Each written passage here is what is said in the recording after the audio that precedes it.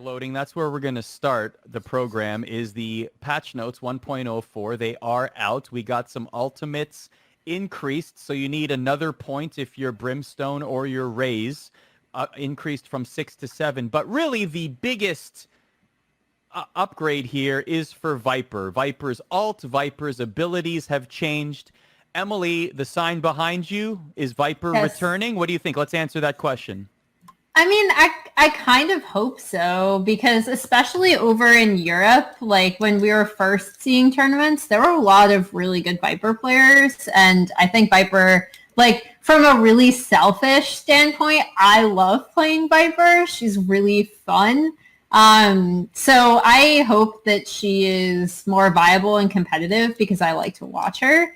I think the big increase for me, like obviously there are the Viper's pit changes, but the enemy decay per second is the big thing for me because I think when you're talking about Viper, you're comparing her to Omen and Brim in terms of like how you're going to use her smokes basically. And that's the big change for me that where we might see people using her maybe over one of those because I feel like the big problem with Viper was that when you were looking at her versus Brim versus Omen, you're going to pick Brim first. You're probably going to pick Omen second, map dependent. I know a lot of people favor Omen over Brim on like Ascent or something.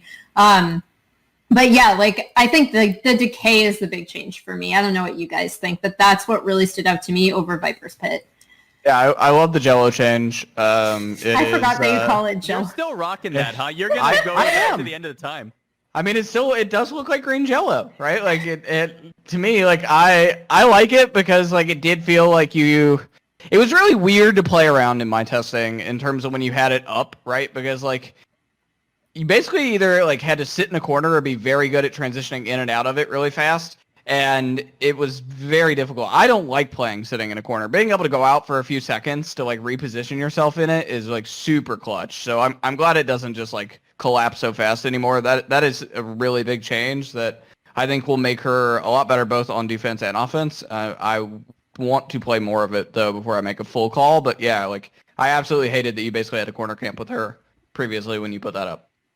Yeah, I think they're good changes for Viper. I think while we've seen two players in the PAX Invitational play her in Psalm and Jammies to varying success, nothing too amazing, nothing groundbreaking. I do think Viper will see more play in Europe, which tends to play a bit more slower, a bit more calculated, where in NA we are very much in a Phoenix meta, where it seems every team needs to have a designated Phoenix player and a designated Jet player, especially on the operator. We're playing very fast and loose, where Viper is much more of an asset in a slower pushing team, more of a control team as she is a controller.